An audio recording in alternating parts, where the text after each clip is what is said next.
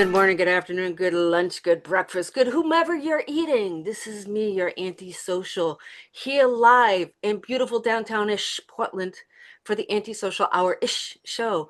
And today, we have, you guys know that I am jamming like there's nobody's tomorrow right now because not only is she another East Coast girl who talks wicked fast, not only was she born when the civil rights started, well, they didn't start. They really got action going. And not only was she like in every damn game I play, including, a Jedi game or two. Um, she is an improv artist, an actor, a voice artist. She sings better than some opera singers. This is Miss Debra Wilson. Oh, I'm so glad to see you. I'm so amped up. Yay! Hey! Hello. How are you? I'm here in Los Angeles, California. It is approximately 10 a.m. and I am grateful to be up for this. Yes. Well, we have a little bit of caffeine. Yes, please. Let's see who's going to talk faster, you or me. New York or Boston? Let's see. You're from New York, and I got to ask you a question that I have been trying to ask you in my head for dozens of years. You went to the Fame School, right? No, I went to the High School of Performing Arts. Big difference. Based on the school. Yes. When people say Fame School, my eyes roll up like shades. It rolls up like shades. But a lot of what was in the movie was very silly and fun and similar to the relationships that we had with the building and the relationships we had with the teachers, instructors, and the relationships we had with each other. So it's not far off. In fact, Alan, I think it was, Alan Parker, who directed it. Yeah. Used a lot of the students in the background or the backdrops as background actors, a lot of them. That's how we got our free food, is doing extra work when we're in high school. It's like you either get your government cheese or you go do extra work. I went to a similar school in Boston. I went to Madison Park High School in Roxbury, Massachusetts, which was the land of Malcolm X. So there was a lot of history there. And my nickname was Token. I was the token white chick. I get it. Mm-hmm. As soon as you said, I get it. Yeah. A lot of people still don't know what that means, but that's okay. I like it that they don't. And I studied theater. You say J.R.R. Token. You were J.R.R. Yes, that's right. I'm looking for my precious. I want to see my precious. You and I both studied theater and improvisation. You were in New York Talk. I didn't, but I didn't study improv. I just started doing it. So you became improv.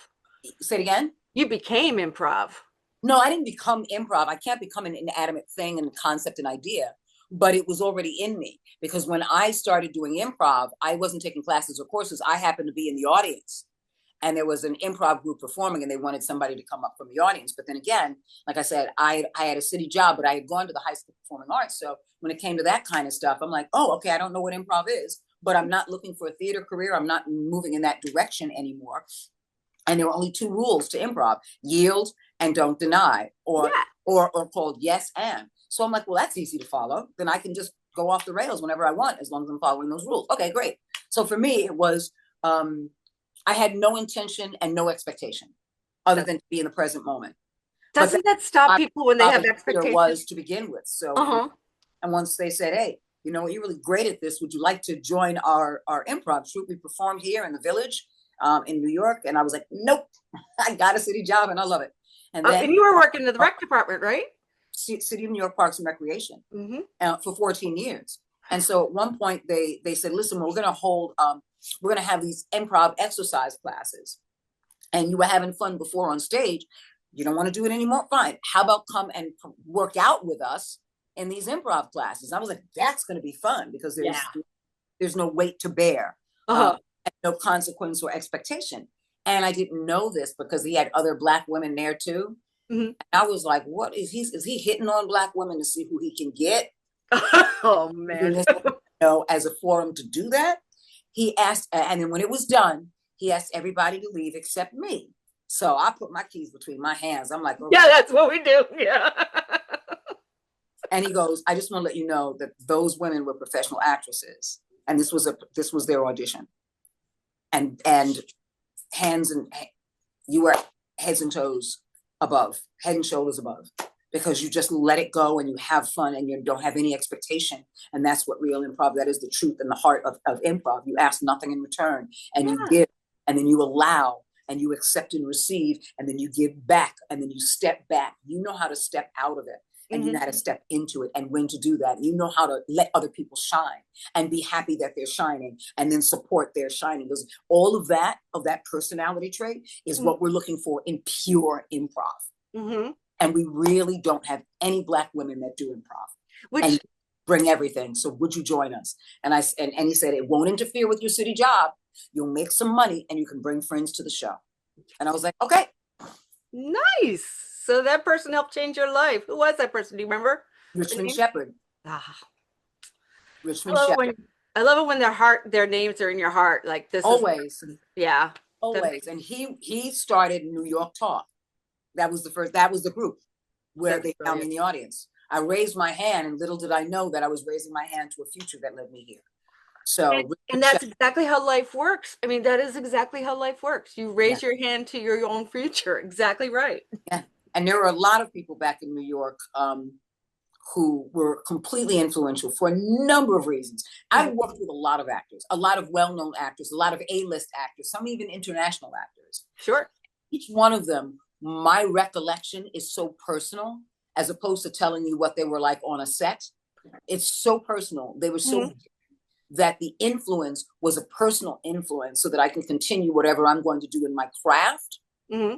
while they were just being the kind of human being that they were. I just huge. This is how I learn everything in life is I see everybody as this huge encyclopedia of who they are, and whatever they are, I just like drink it in. Like this person has got this and this person has got that, and I just drink it all in.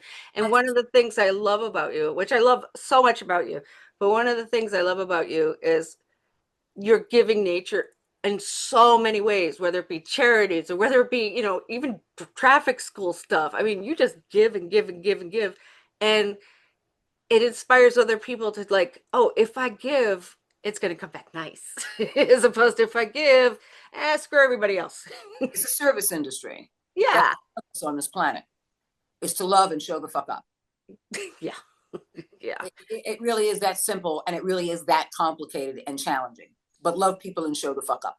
yeah, And so for me, it's about being of service. Everything is a service industry. There is not anything that I do in my life that I don't see, respond, and respect as a service industry. I'm here to be of service. Bottom line, I'm yep. here to be of service to my God. That's first and foremost. I'm here to be of service to my God. Hmm. And I'm here to be of service through this body as a vessel for others on this planet, whether they believe and have faith or not. Yeah, I mean, I don't have a God per se. I believe in humanity as a whole, but that is because I feel like I'm in touch with humanity as a whole, and I don't understand people who don't feel that way. You I know, get it. I absolutely get it. Because yeah, my thing is this: spirituality is about stepping into other people's shoes. So exactly. the moment we say we can't get it is the moment we go, I refuse to open up that mirror reflection. I Yes. refuse to open up that mirror reflection. So when you say you can't get it, you can. You choose not to. Yeah. Because you're whatever trepidations you have in stepping into those shoes Yeah. Yeah, is why you go, But see, that's not humanity. That's just that, yes, it's humanity, but the state of humanness. And that's a three-dimensional thing. You feel yeah. me? That resides in the three-dimensional world to do the six-dimensional thing. The six-dimensional thing is to eat, sleep, shit, fuck, consume, and destroy. And that's what a lot of people do. So when we Yeah. hold on to humanity and embrace it that way, you will eventually get disappointed. Because, Yeah. like you said, you're not stepping into anybody else's shoes because you're like, I can't relate, or I feel not as connected. But that's because you haven't stepped in the shoes. And spirituality requires and requests that you step into those shoes because you believe that there's something greater than the three-dimensional world living the six dimensions. Sure. Yeah, I do get that. I do understand that. As far as the colloquial world, I was thinking more of the people like I try to forgive so many people for their not understanding how they affect other people. And there's a lot of people that need forgiveness. And there's some people, We all do. Not a lot of people, all. yeah, Not a lot of people, all. yeah. All. We And, fool and and ourselves, that's the all. second part of my life is like I try to live that way too. Like forgive, care, and the three rules of don't be an asshole, don't shit where you eat, and be kind to people because that's all they got. Everybody's got that, you know. That's kind of the way I always like to approach life, and I that's who I am. It's part of the reason why I was so attracted to you as a person, because if that's who you are, you're like all 100% your truth, all of it. No, I'm never 100%. No one is. You're not supposed to be. This They is a try to thought be. They try experience. to be. It's supposed to be. It's an Yeah, experience of choice. yeah. So no one is 100%. But we're all perfect, and there is a difference between the two. I love that. I love that. No one is 100%, but we're all perfect, and there is a difference between the two. And it makes it so much more beautiful to accept, you know, the bumps and the beauty. You know, so much The easier. bumps are the beauty. That's the whole. Yes, exactly that. I have students. I don't know if you how much my background. You know, I did special effects animation, blah blah blah, blow things up, stand up comedy, Second City. Everybody watches the show and all this stuff. And I have students. I have animation students, or voice acting students, or improvisation students, and I have more students that come to me afraid of themselves and what they bring to themselves. And all I see is they're so amazed. Every single one of them that has come to me and said, I don't know if I can do this. I don't know if I can do this, which is the answer. You don't know. So let's figure it out. That's to see. That's the answer. And exactly that. It's like everybody's gonna have something that they're not gonna like with themselves. And it's okay. You Yep. know? Yes. You know. Yes. Yes. Yes. Yes. I knew I'd like you. So there's so much history in your work. Yes, you did MadTV around the same time I was auditioning for Saturday Night Live, which was kind of fun. So we were in LA at the same time a lot of the time. Um, I probably saw you around doing stuff because I was at the Comedy Store and the Improv mostly. No, And I don't. I didn't do stand up. well, I was doing Second City too, so I was Okay. and I was dating I a didn't guy do in improv in Groundlings. LA Okay, at all because when I got MadTV, I had already been doing the yeah, improv. you had. So how was that audition process for you? What was that like? Getting Four-stage into process. Here it is truncated. It was a four-stage process. I was working on a Spike Lee film at the time. hmm They wanted me to go to Fox, the Fox corporate offices on 6th Avenue, Avenue of the Stars. Went in, met Fax and Adam, or Fax Bar and Adam Small, who were the executive producers. Right. First was the casting director, first audition. Second was Fax Bar and Adam Small, the executive producers who came back. And I met with them and did some stuff with them. And then the third time was with my baby Artie Lang. And this was still at the Fox offices on 6th Avenue. hmm And we did some sketch and some improv stuff together. Then after that, I started working on a Spike Lee film. I was able to get permission to take a break to come to LA for a screen test. Wow. At Fox on the Fox lot. Yeah. And so in the audience was Nicole Sullivan. I don't know if Mary Shear was there, but I think so. Mary Shear, mm Phil Lamar, Who I doubt. Mango Jones, Yeah. all the originals. hmm The only original that was not there was Brian Callen at the time because he was still doing stand-up in New York and they hadn't found him yet. And so I think David Herman, who in New York I had done a film with, a feature with. And our scenes were never really together. So we didn't know each other. We didn't talk. We didn't hang out on set, nothing like that. Yeah. Until we kind of recognized, I saw some of the pictures that I took from the film and the behind the scenes stuff. And he was in it. I was like, oh, fuck, David Herman's in this. Periphery brings in. David Herman, he's brilliant. Oh my God, he's so ridiculously funny. He's just, yeah. Anyway, I can go on and on about, I can do a dissertation on David Herman. But anyway, so everyone got paired up. At that point, I was paired with Nicole Sullivan. You go in individually, you go into the office, all the executives are there. All the executives are there, all the producers are there. And so you do your individual thing. Characters, you had to have your own characters, and you also had to do impressions or impersonations. Mm. And so after that, they send you back, and if they're done with you, they'll just have an AD or an assistant go, "Thank you so very much for your time. It was lovely to meet you. Everyone was grateful to meet you," and then they leave. Mm-hmm. Or they say, as you leave the room, hey, they want you to stick around, so just go back to the theater. That's, yep. It's very And much so like the Saturday Night Live Paul experience. and I to stick around and go back to the theater, and so they kept paring people down, pairing people down. And so I got pared down. Nicole got pared down. Orlando Jones. Let me tell you something about Lando. I don't think Lando was there. He was like, he had already written for a different world. Orlando I know, Jones he already had like had already been at the top of his game.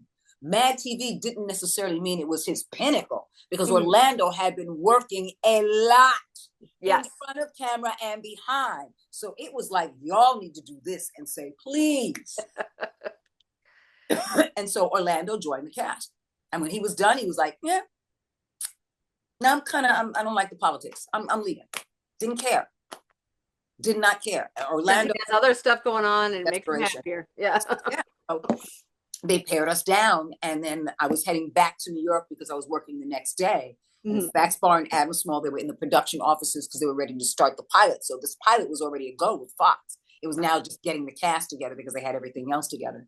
And they said, okay, your flight is until later on, so let's just get you some food. And we sat and we joked. Pardon me, sore throat. That's okay. Get water. We laughed and we talked and we joked. And then they said, you know what? We can't keep it a secret, but you have to keep this a secret because it's supposed to go directly to your manager. Right. Okay. They love you. They want you. You're in. Of course. No, it wasn't, of course, because I had a city job, and it was my third series, but I never held on to anything because I didn't believe I was worthy of it. So for me, it wasn't, of course. I did not care. I just knew that I vibrated so high in doing it that it was so much fun. It scared me. I went in the bathroom and broke down crying because it felt so good. But I kept thinking, I don't want it to feel as good. Maybe I want it. They're going to take it away. And I was confused. It was still believing I was unworthy, and that everybody else who was doing this had careers, were working. I was doing improv, yes, but I had a city job. I did not leave my city job until MadTV. So for me, it was the same with Jim job was what I would consider. Yeah. This was supposed to be fun and over. And everything I did in New York was fun and over. I was the spokesperson for Burger King, fun and over. I was the spokesperson for Amana refrigerators and appliances. Then that was over. And then I did a series with Joan Rivers called Can We Shop? That's right. And I remember that. I did a comedy sketch series before MadTV in New York called Uptown Comedy Club. And then that was over. So for me, I'm used to ending it and going back to my city job where I had this creative freedom to work with all sorts of people. I taught pre-kindergarten. I did after school homework help. I was a camp counselor. Then I became a camp director. And then I worked and volunteered at the Play School for All Children, which developed a park for handy-capable and fully able children. So the swings had pulleys and the slides had stairs. I'm all tables. It was all sort of that. Yeah. And then I worked with the REACH program, which is Recreation, Education, Athletics, and Crafts for the Handicapped. And my next foray was like, I haven't worked with at-risk youth. I want to work in a group home. So I gotten my clearance. And when I got my clearance, boom, LA.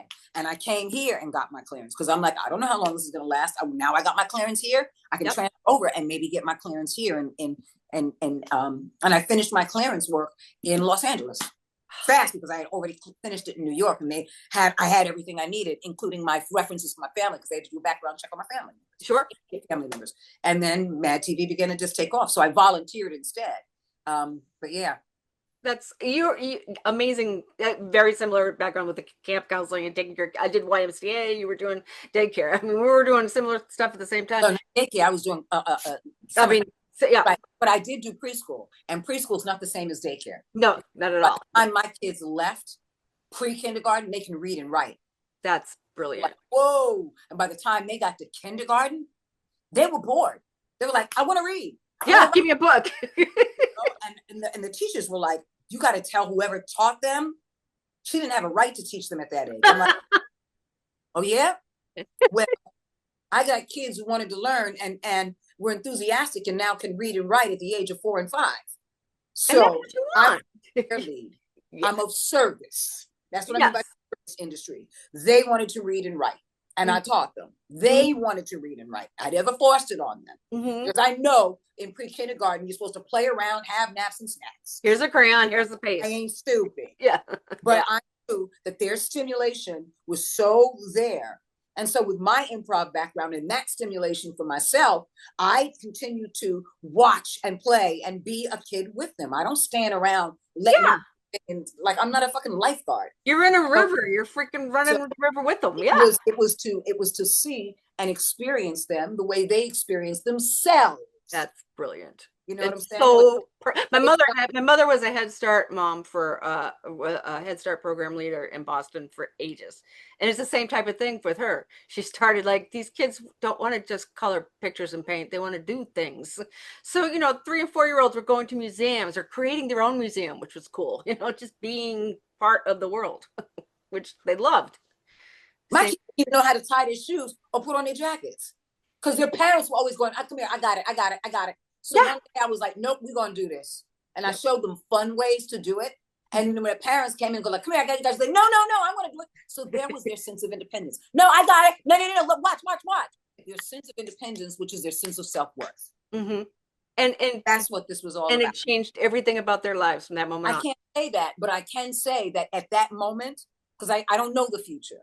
It's not put the equation together. But I know in that moment, there was this sense of pride and sense of self. I can do this. Yeah. I can do this. And there's nothing like watching a kid get that special feeling. And some of those kids I didn't keep contact with, but found me. Because I'm not even on social media. Yeah. With Cameo, and some of them found me through a person who knew a person who knew a person. She went, that's my school teacher. That was my preschool teacher. That's great. So shout out to Kissy Carrie. So, Carrie, wherever you are, your teacher remembers you too. Yep. It's great. This is so cool. Yeah, I mean, so many things. So many things that I love. I don't have kids of my own. I never did. I forgot is what I tell people. I have puppies. Yeah. I take care of rats, chinchillas, and I do. I actually have kids. None of them are my blood, but they're my heart. And sometimes blood may be thicker than water, but love is thicker than blood. Absolutely. I have foster parents and stuff. I totally get that. Totally feel that way. And I always thought I was going to adopt, but sooner or later that will happen. I have so much to talk to you about. It's like, I know I've got my notepad. I've got my calendar book. I've got my big black book of questions. But it's like, we're just talking and I'm loving it. I was thinking about how you write and how, even when you're just speaking. I was just watching when you were talking about not too long ago the issues with MadTV and how come they didn't pay you and what the hell that was all about. As somebody who's dealt with sexism in the film industry, I totally was like so pissed. And I don't have the experience of being a Black woman in this industry, so I don't have to do it with a Black woman. And see, people have a tendency to go there because it's easy for their agendas. So if they want to make it popular for their agenda so that they can get more views, they'll use that stuff. That was not the case. But people slant things because it's more controversial, which means you're going to go to my page once you see that as a caption. And it wasn't sexism. Yeah. I don't know that it was, so I'm not saying that. And it wasn't because I'm a Black woman. I don't know that, so I'm not saying that. But it was, but it wasn't fair. The injustice of it. Yes, that's what it was. Mm-hmm. It was, we're going to cap you off here. We're going to cap you off here while everybody else who came after you is going to make more than you. We're going to cap you. So now there are no bumps because when you sign, if you're doing a pilot, at least back then, you had to sign a 5-year contract before you did the pilot. Yeah. So that if you go to series, you cannot ask for anything if you get popular. Yep. And if you blow up during those 5 years, Fox has a right to go, you can't do this, you can't do that, you can't do that. Mm-hmm. And no movie without our okay. So my thing was this. That wasn't happening for me anyway. So with my 5 years, I'm like, well, I'm new to this game and I'm not sure if I'm going to stay in it because I do other things. But I'm following the flow, because I didn't get into the flow where I went, I'm comfortable now in this life with this. It took 4 years. It wasn't until my fourth season.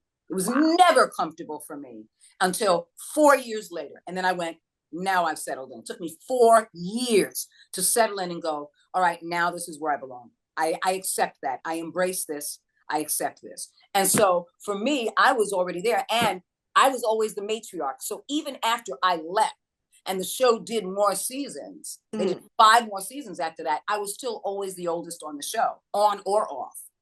And so for me, it was, you switched white male cast members. That's a tech. Yeah. You switched Black male cast members as a tech. Yeah. You switched white female cast members, but you never brought in another Black woman. So I always felt like the matriarch. Because if they wanted to replace me, or if they went into other Black women, or had found them during the pilot, or in seasons after, they would have brought her in. Right. And they didn't find either what they want, or they weren't looking. So I felt like the matriarch. So when I get to that point where you have normal bumps in that 5-year contract, it's $500, $5,000 more. Yeah, but that's not each season that they bring you back, because it's their option, not yours. Right. Each season that they bring you back, they give you $5,000 bump. Now, my thing was, after my 7th season, I did 8 seasons. After my 8th season, they didn't even give me a bump. Nothing. Just injustice left and right. just they didn't give me a bump. And so I'm watching other people make more than me. Who came in after you. And I felt like all the years that I tenured this space as the only Black woman here, as the only original cast member, I think by that time, Phil left. Right. But you were the face of that show. You and Nicole both, in a lot of ways, but you specifically. So by that time, Black or otherwise, I was the only original by 8th season. No other original cast member was there by 8th season. White, Black, female, male. Yeah. Or other. And so for me, I felt like, you know what? If I stay, it's like saying, you have a right to treat me that way. And I accept it because I need this. I didn't just start this shit. I did improv in New York. I did theater in New York. I did 2 series in New York. I was spokesperson for 2 major products in New York. Mike Lee had you in a movie that was supposed to be written for a white man. And I went in and improv the fuck out of it. And I snatched that fucking role. Yes. And so for me, with all of that, that doesn't mean I can go in there and ask for anything. I'm not asking you for shit if you don't want to give me. And I told my manager, don't ask for shit. They're basically saying, we don't want you. When you tell me I don't even get a normal bump and I get nothing more, I'm done. You already spoke. What do I need to negotiate? What do I need to talk about? Right. They're not showing you you're valuable to them, and you are. I'm not even going to say who. God rest his soul. But he turned around and he said something, and I'm paraphrasing, but he used the word stupid. He said that if I didn't take that deal, or if my manager didn't take the deal, that we were stupid. And I went, now I'm done. Yeah, that would have tapped me out too. If there was anything else, because I was already done. But that explained why I'm like, okay, I'm really done. Yeah. Because that is just the reinforcement that we refuse to pay you anymore. And it doesn't have to do with Black or white, male or female. You just refuse to pay me anymore. Right. It just so happens that it was a white male cast member who made more than me. But there could have been others. Yeah. When I mentioned that, everybody jumped on race. Everybody jumped on race. Right. Everybody jumped on gender. And I'm like, no, you're missing the point, because you now have your own agendas. You don't care about my agenda. Yeah. It's the injustice of who you are and what you brought as value to their system, and they didn't treat that value with anything. Absolutely. By the end, they didn't. And at that point, I'm like, I get it now. I get it now. I get that aspect of the business. But by then, remember, it was after my 4th season. So 4 years later, I'm in that space of holding space for myself. So I can walk away regardless of the consequence at that point. It's like, this is not about your money. This is not about how you're going to treat me. This is about how I treat myself and feel Right. about myself. What does that reflection look like? Mm-hmm. And you need to keep your value at the forefront, because your value, who you are as a person, matters way more than what the hell everybody else is doing with their, needs and wants and whatever the hell they're trying to put out there.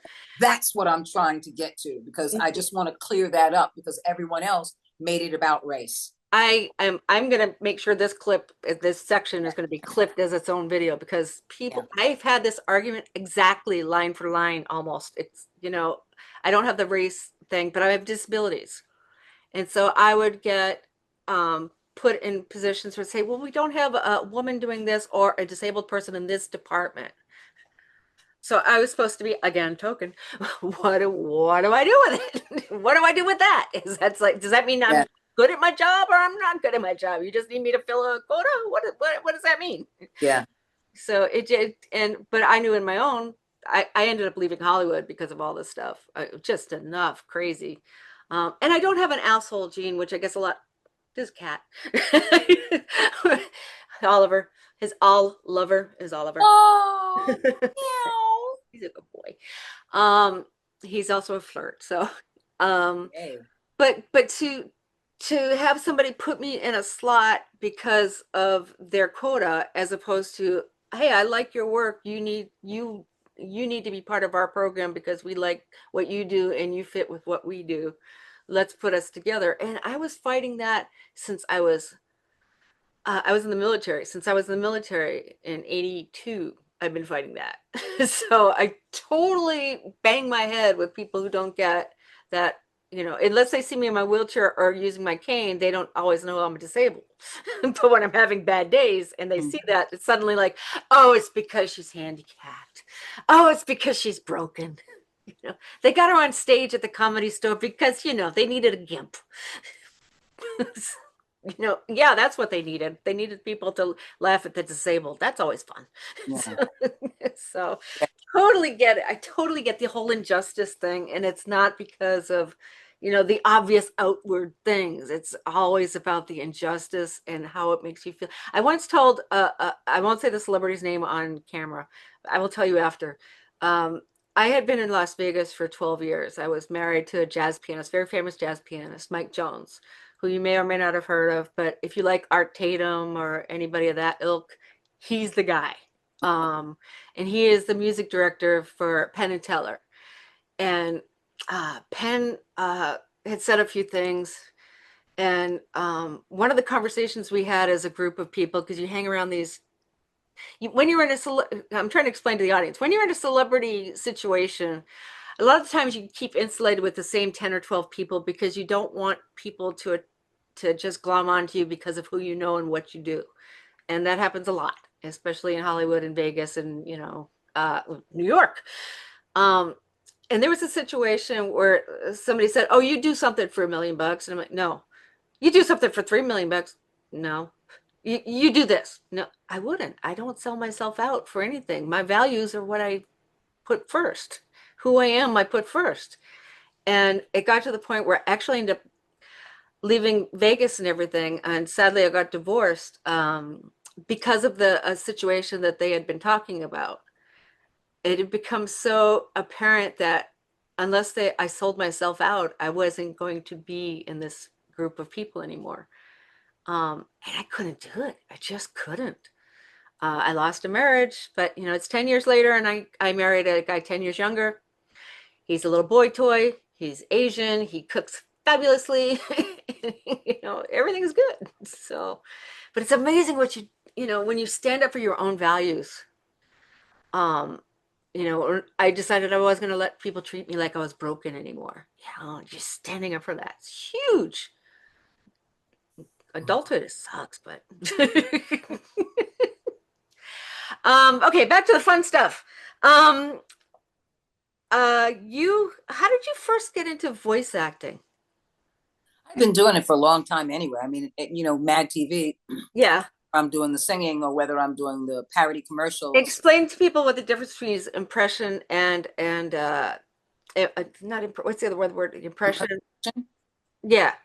An impersonation is how you think about that person, what you think. So you may have certain remnants of what they do that stands out, you know, and then you make that a little bit more pronounced. You parody that more. So when I do Oprah, and I've done Oprah as Oprah, and I've done Oprah in the parody on MadTV, that is an impression. It's what everyone else is thinking, and so I'm doing things that I Puts it in extend their mind. Yeah. and make more absurd. So, and then when I did the shaking the head thing all the time with her, it's only because I had dreadlocks at the time, and when they put the wig cap on and then the wig on, I could not feel her hair, because at that point in that season of her show, her hair was layered. So when she moved, each layer would kind of move with Shake her along with it. And I didn't know if I could feel that. So I would overextend that movement. Do it. And just because I couldn't feel it because of my dress. So that's how that came about. Wow. And and of course the extension of the hello, all of that was in her perfect timbre, in the exact tone, in the D flat, absolutely there. Yeah. Or over enunciating things. Pumpkin. I won't say pumpkin. I'll say pumpkin. Yes. I don't know how many of you out there who out there, raise your hand, loves pumpkin. And it was just because it was funny. It wasn't because it was Oprah. It was because it was funny. But people associated that with Oprah, not just with me. So that's how you know the impersonation or the impression was sealed. And impersonation is where you cannot tell the difference. When Frank Caliendo came on the MadTV, right, he was on Mad and you couldn't tell the difference. He was on the phone, you wouldn't know. Yeah. And people are way too young to know Rich Little, but Rich Little would. Yeah. Yeah. And Fred Travelina, who I worked with for a while. What is it that you think makes you stand out when you put your voice out there? And I know you're having problems with the rotating. I don't want you to push yourself. Please do not. It's a cold that didn't turn into a full-blown cold. My immune system kicked in and said, I have allergies bad. So it didn't turn into a full-blown cold. I remember when it was coming on, I'm like, I'm going to get a cold. And I know it's going to be a virus, but it didn't kick into the full thing. Now, sometimes there's a week of all of this and then it turns full blown, but it's never heavy duty symptoms. And that's probably because of the way I eat and take care of it. I was going to say, you're vegan too? I'm vegan as well. Yeah. So I take good care of myself in terms of fresh fruits, fresh vegetables. I eat well. I eat very, very well. And you get the most amazing body on the planet. No, I do not. You look like you do. I'm old. So you and I are the same age. So we're both old. I got crinkles on my wrinkles. I got cellulite that makes the flotation. Flat as a board. Flat as a board, because I lost weight. And people are like, I hope she doesn't have cancer. I'm like, I ain't got no cancer. I'm just, you know, and my metabolism has changed because even though I eat, and I eat, it's my age. So people are like, did you stop eating a lot? I'm like, no, I still eat like a hog. It's just that my metabolism has changed. And, I'm smaller than I've ever been. I'm very underweight. So people are concerned, but I'm like, yeah, but I got energy and I can do what I need to do. And you look healthy. I mean, there's a big difference. Healthy from the inside out. Yeah. My husband's Asian, and he could eat an entire Thanksgiving dinner at one sitting, and there it goes. And he can't gain weight to change his life. You just want bastard. So, whereas I have Hashimoto's, so I like breathe at food, and suddenly I'm like, okay. Yeah, and it also depends on, obviously your DNA of your family and whatever. Yeah. Yeah, I'm Italian, French, and Acadian, so everything's like, oh, it's a very good thing. I just forgot to put it in my face today. Okay. My mother's side of the family, all the women were big, and I was big at one point. And I was like, ooh. And then when I came to LA, I'm like, ooh, okay, I'm getting hits done because I had a tumor. And so they just sagged because all they did with the city was to be able to take it out. And so now they didn't replace anything? Say, no, they can't do that. That's not their job. Yeah. I'm working a city job. You get what you get, which is like, that's a tumor. We'll take it out. Make sure you That's tax money at work. Yeah, exactly. So by the time I came to LA, it was like, so I was like, can you do it without bags? Because I don't want breast implants. He's like, yeah, but you'll still be saggy and your areolas will be misplaced. And he said, and I'm going to cut you up badly. I was like, what? He goes, yeah, well, if you want your breasts smaller because you have all this tissue and you don't want fill it out, then I'm going to have to make incisions that you're always going to see. So you may not care about the incisions, but they'll be all over the place. They won't just be under your arm or under your breast. You're going to see them up in here because I have to split skin and do that and split skin and do that and split skin and do that to make them tight and small back in here, up in here and here. And I was like, oh, he said, you're going to look like Frankenstein. I was like, no, I'm not, because I'm not Frankenhooker. So I was like, do me a favor, give me the bags.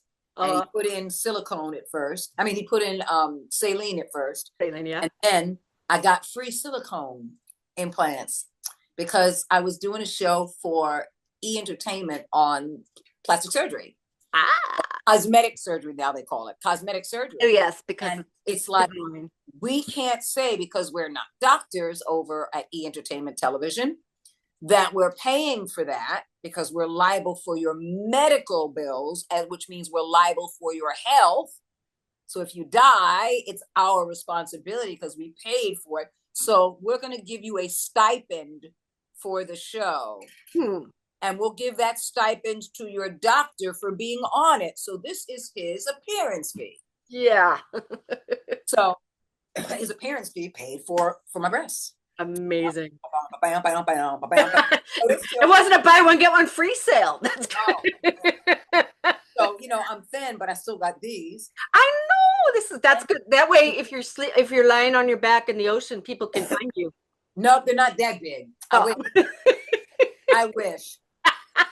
See, I never had them. I was like, my shoulder blades were bigger than my boobs growing up until I was like 50 when I started to get sick. And then it was like, oh, that's what those things are. And now it's like, I feel like, remember Angelique, the big posters outside of Hollywood? Angeline. Yeah, Angeline. Yeah, that's what I feel like half time. I was like, oh, there I am.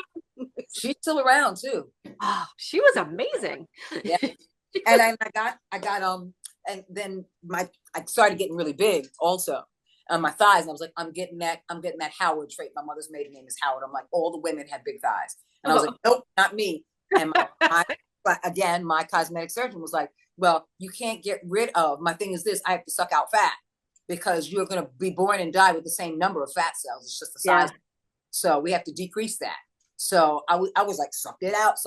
Bam. Did you get the greatest white boy? Did you get your skinny white boy running down? 12-year-old white boy. You turn into Justin Bieber. Did you get tattoos because of the scarring? Because I've got burned. No. The scar, because I didn't have. I've got tattoos all over my scars. No, that's because I didn't have any scarring. Again, because when it comes to this stuff, that's true. Go underneath, so there's no scarring. There's a little bit of scarring around my areola because what he did is he went through the areola to pull it up like this, like a corn purse. That's what they do, yeah. So no, there's very little scarring. But what made you first start to do the scar incisions on my thighs? Because again, you just make a hole, you fill it up with fluid that breaks down the fat, and it dissolves and it becomes liquid, and then you suck it back out. Milkshake. It brings all the boys to the yard. Yeah. So but I got tattoos because when I wasn't working after MadTV, I wasn't working. And so I was going through a psychological, emotional, and spiritual transition on every level. God was like, I have a new place for you to be. I want you to let these things go, because while you had the onus to let go of MadTV and not see where you're going, you still have a belief that you are less than in the world itself. So in the world of Hollywood, you're going, okay, I'm finding my legging after 4 years and my self-esteem and my self-love, but you don't have that on the outside of it. And so in your personal life, I need to take those things away because they're not love, they're trappings. And you're saying that you're defined by these trappings. So your husband is going to go away. Yeah. Your home is going to go away. Your finances are going to go away. Your so-called career is going to go away. And then you're going to come to me and I'm going to instead show you what love looks like when I see love in you. Oh, that's nice. Show you what love looks like when I see love in you. And it was a pure joy.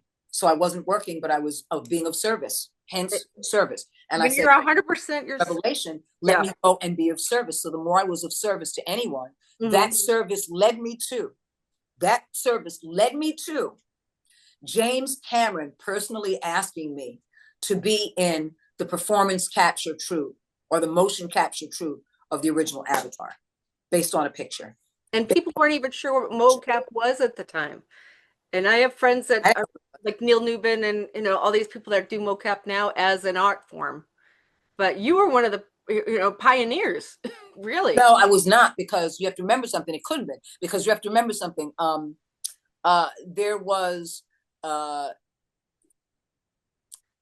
uh, Robert Well, I mean, I was thinking Remember, because Robert Zemeckis did Polar Express, yeah. right? Oh, that's true too. Yeah, that's right. That's Also, right. Robert Zemeckis also did Beowulf with Angelina Jolie. That came before that. So But perform. you had originally done the stuff with the big ping pong balls, right? Now it's all No, they're not dots.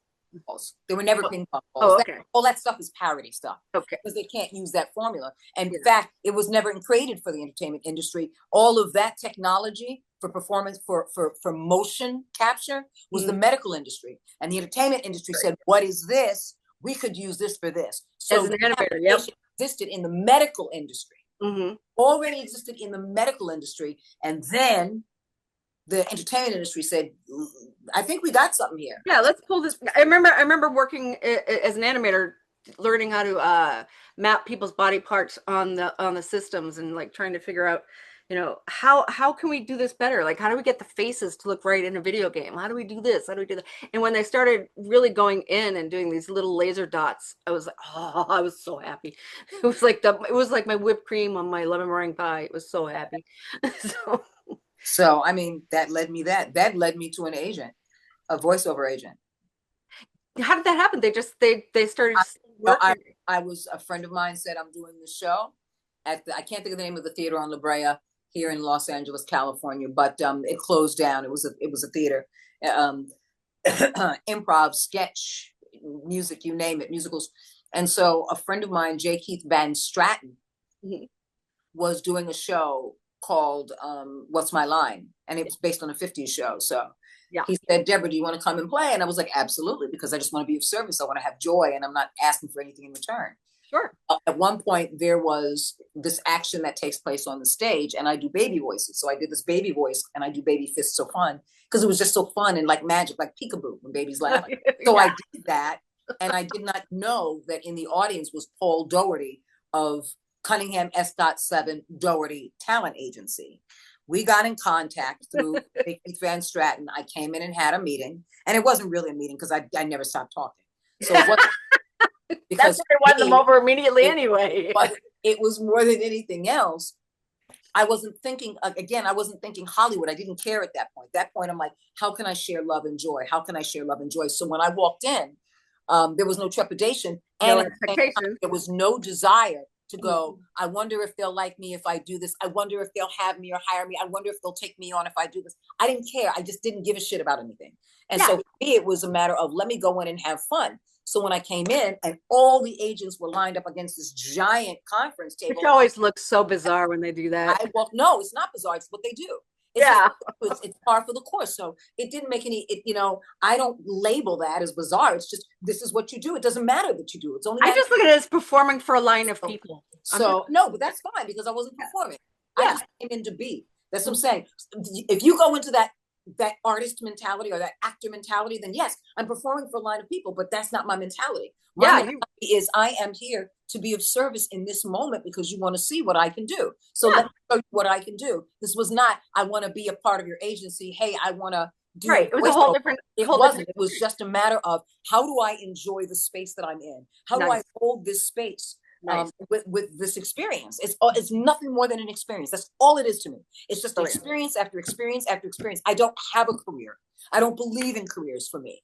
It's just, how do I be of service in this experience? You want me for this experience? I'd love to be a part of this experience. It's just experience after experience. And so when I went in, all I started doing was all my crazy fun stuff. And then I was like, oh, wait, I forgot this one.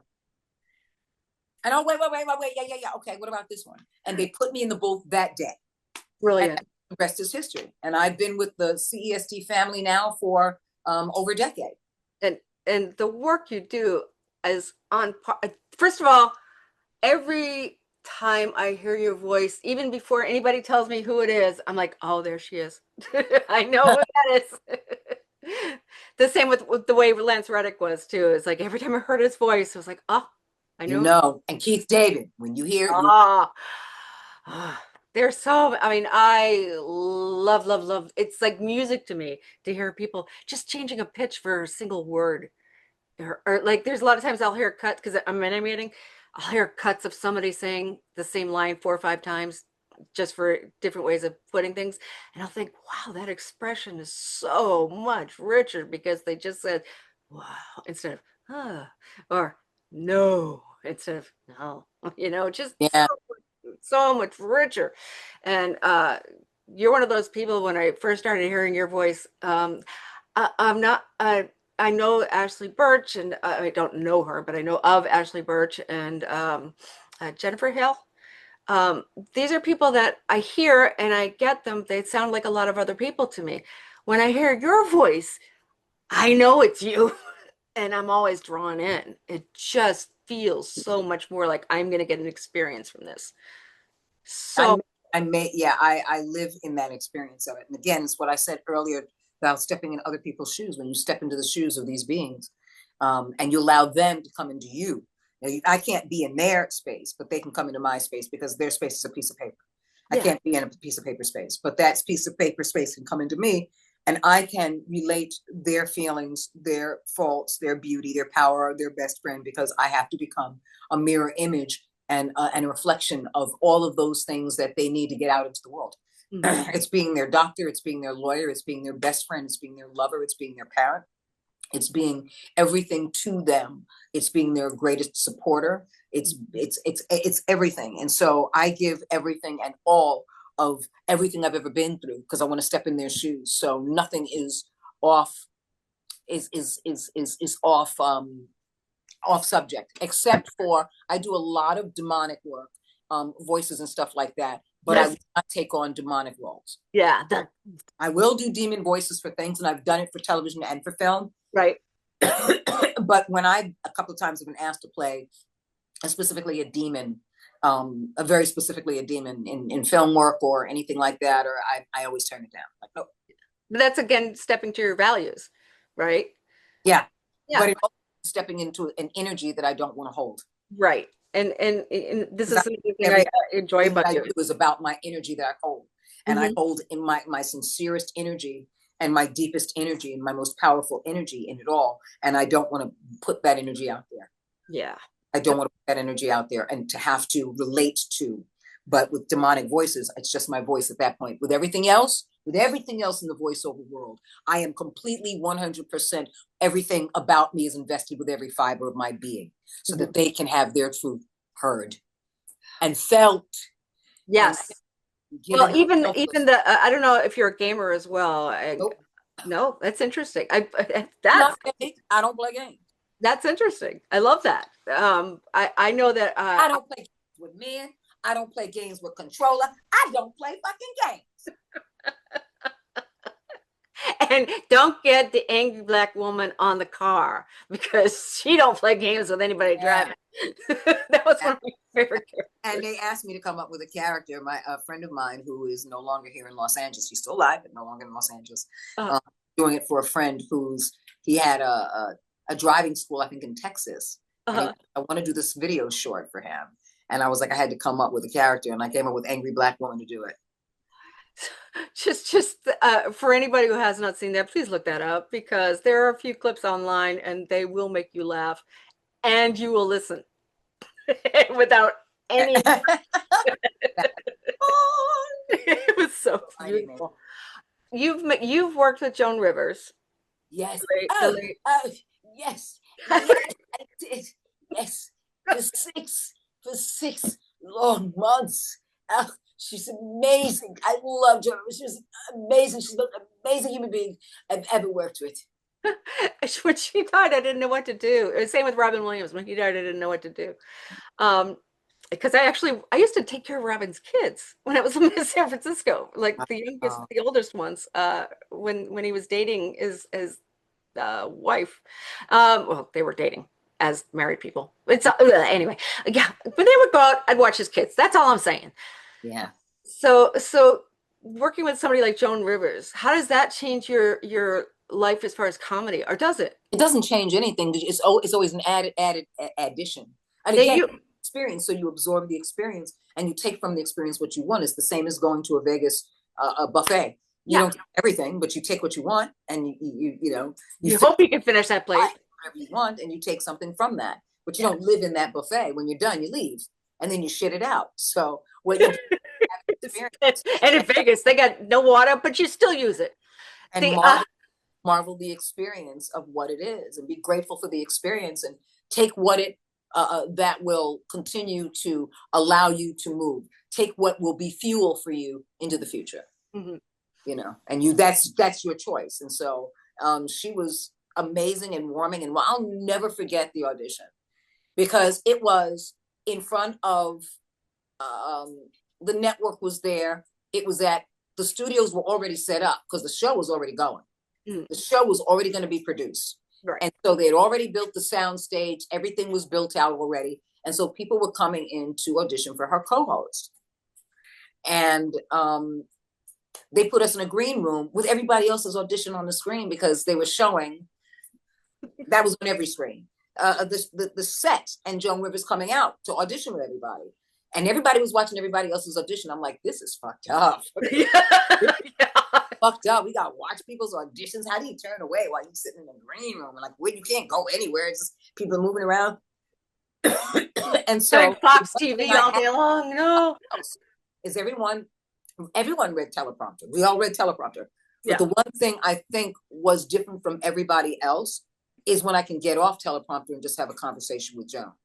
And I threw her off, and which was great, because she was like, oh, because if it was selling a product or it was talking about something, I would read the teleprompter. And then after the teleprompter, I was like, well, Joan, did you realize blah, blah, blah, blah, blah. And I said, you know what? There's a gentleman right here in the audience. And I just used the fucking camera guy. Hi, what's your name? Well, thank you and welcome to the show. Because my thing is this. I didn't think I was going to get it. I didn't care. Again, you know me. I stopped giving a shit. It was like, you're on fucking stage with Joan Rivers. Let's fucking do this. Yes. Let's have fun. So that you can say, I don't have to say, I booked this. I'm working with Joan Rivers. I don't care about that. But I will always be able to say, I had fun with Joan Rivers. That's true. And nobody can take that. So I don't give a fuck whether I booked the show. That's right. And I care about saying, I was on stage with Joan Rivers and we went back and forth. That I will always keep. Can't take that from me. And she remembered that more for the rest of her life too. Yeah. So So Joan, what do you think? Blah, blah, blah, blah, blah, blah. What's your name? Hi, Joan. This is blah, blah, blah. She was on stage. I was in the audience. Blah, blah, blah, blah. Tell us about this watch. And did you also know, and I make shit up. Did you also know this watch is water resistant? So you can carry up to 50 feet. Yeah. And it looks great for day and night. So it's perfect for any casual look, and it's perfect for any dress look. You wear it at work. You can wear it. Turn back to the prompter and gave the information. So if you'd like to order such and such and such and such and such, blah, blah, blah, blah, blah, blah, blah, blah. Yes, I did. And then what she said after that, and there were two things that people might consider omens. She goes, oh, I like her. Hire her. Hire her. Right on the spot. Oh, yeah. I like her. Hire her. Now, the other seemingly cosmic caveat was my manager's name, God rest her soul, Miss Joan, I miss you and I love you, was Joan Rosenberg. Which is Joan Rivers' married name, because she was married to Edgar Rosenberg. Yeah. Rivers is a stage name. So her name. So my manager would sometimes get her mail from SAG-AFTRA. Oh, cosmic. So it was like, and then she was like, oh, I like her, hire her. And I still had a city job at the time. I didn't give up my city job. I was doing Joan Rivers show and had a city job. It's, again, Jim Carrey was working with Color, and he was still working as an assistant manager at Thrifty Drugs in LA. I remember that. You got to do what you got to do. Yeah. And I wasn't banking on anything. I wasn't banking that this is it. I wasn't trying to make this it.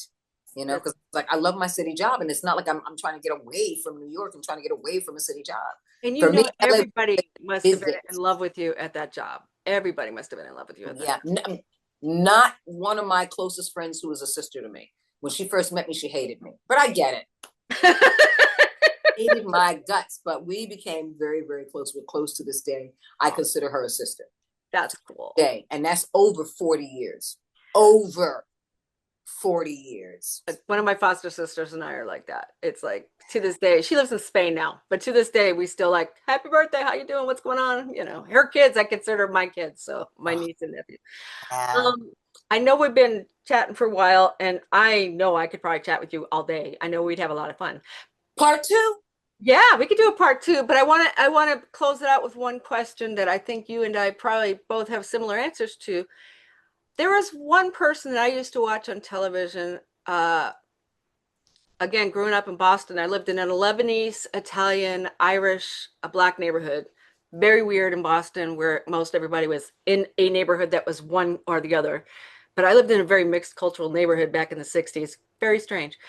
But the one comedian that used to just make me go was Mom's Mabley. And I understand you also are a fan of Ms. Moms. Could you tell me Um, what she I will say I was a fan, Okay. but I would say that I admired who she was as a pioneer Yeah. because she was progressive, extremely progressive, and was nothing like that. She was as strong and as tough as men, in fact, she could have in her lifetime Mhm. be seen as a man Yes. with her strength and the way she dressed like men, smoking cigars, women on her lap playing cards. You Yeah. didn't fuck with her. And men respected her, even though she stepped up in a masculine way. There was a respect, a love, and a camaraderie. Hmm. What she did. And she took no prisoners in what she did. So Yeah. was I a fan, as in I followed her career and followed her life? No. But do I know who she was as a predecessor and know enough about her and did research enough about her as a predecessor today? Go on. Yes. I see your time period, and I see how you progressively stepped out of that time period to And be broke those walls so hard for absolutely and so many ceiling, people. But walls did it? and ceiling. She was a big bad Yes. wolf. She Oh, huffed and she puffed and she blew that motherfucker you'd down. see her dressed to the nines, doing these things at the Cotton Club or whatever, just hanging out with her friends. And then you'd see her get on the Apollo and she'd be in this frumpy thing, taking out her teeth, you just with her, But a great comedian in terms of how she didn't have to address the look yep. while doing her comedy. And she was never mean to anybody in the audience, never Nope, attacking people, which, nope. Leave that to so Don Rickles, who I absolutely adore. Woo! he was a sweetheart too. My dad smacked his butt once, and that's all it took. Right. So, it was so fun. Um, but you were also on the Apollo stage, yeah? Yes, So Apollo Comedy this is Hour. I did this the is why I Apollo want to Comedy. hear about this before I close out. That is what I want to hear about the Apollo experience because that is something I don't think I'll ever get, but I just admire anybody that could do the Apollo. The real Apollo, not the English Apollo, the real Well, Apollo. keep in mind, I wasn't doing stand up or anything. It I wasn't even know. that. This Even was better. it was a sketch comedy series called the Apollo Comedy Hour.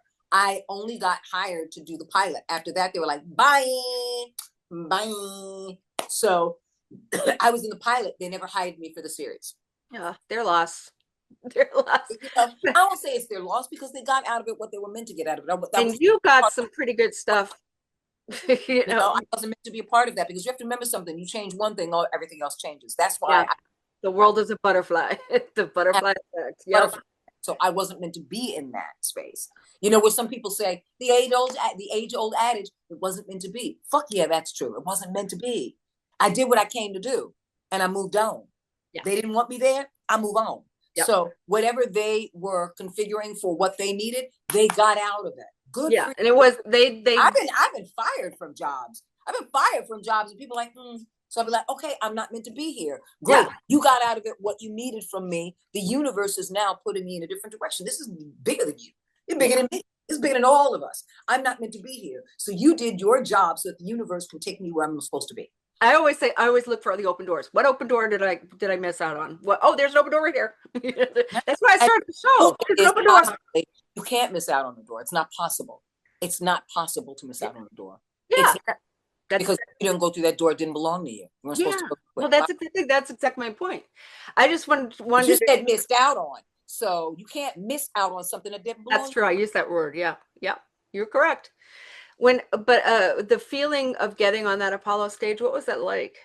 I didn't have a feeling. It was like this is going to be fun. And again, I didn't see you're looking at it as it's the It's Apollo. an experience. Yeah. For me, it was an experience, and all my experiences, I have amazing stories about all the experiences that I've ever done. Are you writing a book ever? I did. You're the first chapter. What are you going to do with it? I love it. If it's here, why Yeah. do I'm sharing with you right now? How much do I love you? A lot. A lot. A total lot. I love you more than ice cream and puppies. Yay. My God, Debra Wilson, you are, well, you're not my God, Debra Wilson, but you could be. Debra Wilson. Debra Wilson, do not leave me yet. I'm going to close out the show. America, this has been the Aunty Sochelle Hour show, and this has been the delightful pleasure of my life speaking with Miss Debra Wilson, who is Deborah Renee Wilson, the goddess of modest. Just absolutely wonderful to speak with you, darling. You are so lovely. I want to do it again. You say, I'll take it all. I'll drink like the finest wines from the vineyards of France. Oh, chef's kiss.